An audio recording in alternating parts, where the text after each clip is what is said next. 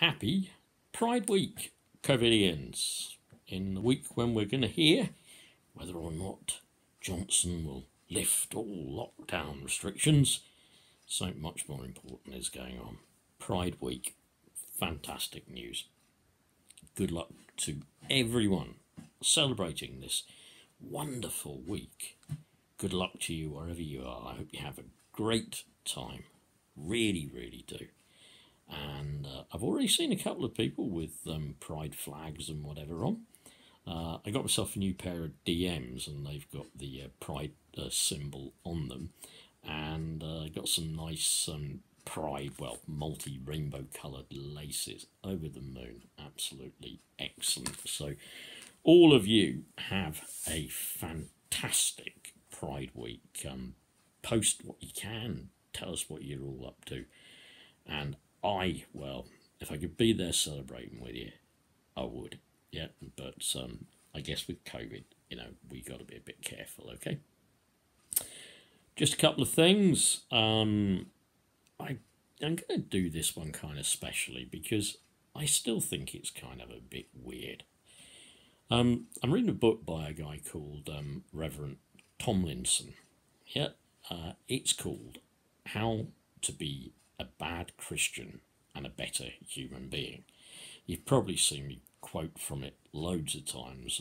Sometimes I even include quotes on my sort of regular journal entry that I always post online, having had a time with the Bible every morning.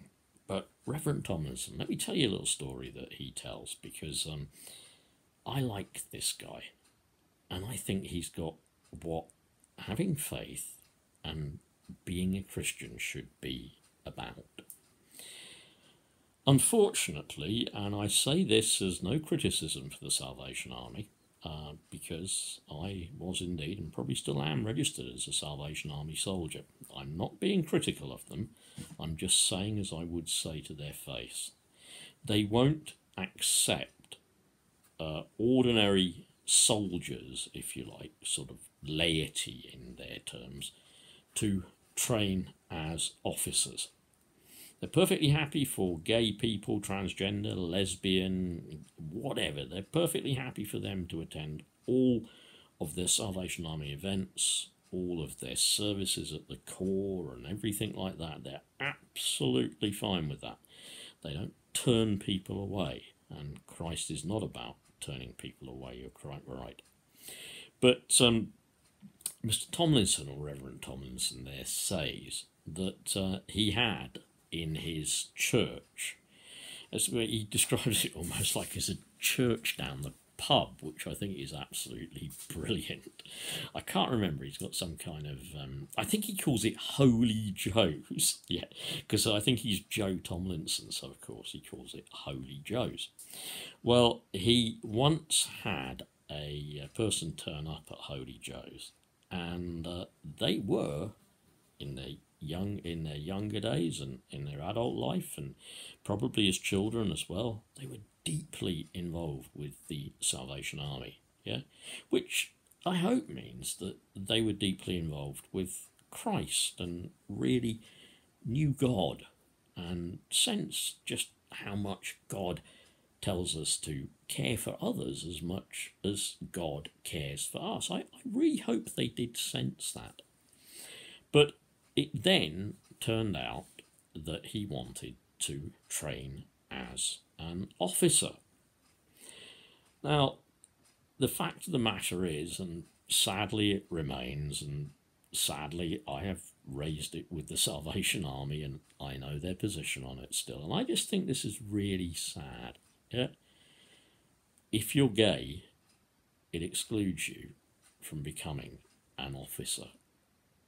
I think also that because he was gay, although he hadn't become an officer within the Salvation Army, Joe's story says that his divisional commander, was probably like, I don't know, a bishop or something, requested that, insisted that he resign from all sort of official Salvation Army posts and positions, whatever he was doing.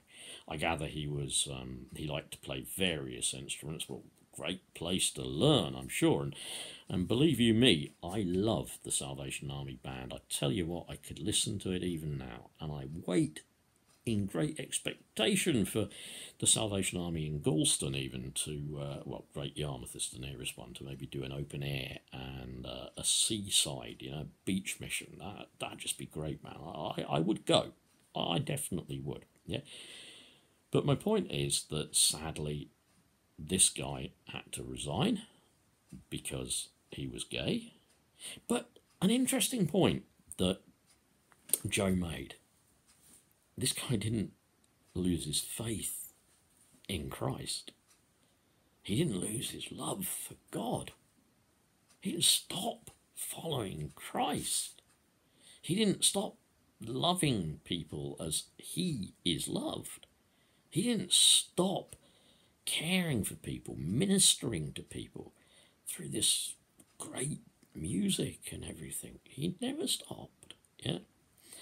Well, the upshot of the story was that his family, who were also Salvationists, yeah, well, they effectively disowned him. They threw him out. They didn't want him as their son anymore, yeah. Now, I'm not saying by any single means or stretch of the imagination that all Christian families in all denominations would do that. I'm not saying that at all. But he did get thrown out and more or less cut off by his family. But here's the wonderful news. He met his partner, I can't remember the names of them, but it's in the book if you read it. He met his partner and they wanted to marry, a civil marriage. So this guy, Joe, we'll call him Father Joe, because I think he is a Catholic actually. So Father Joe said, yeah, sure, I'll marry them.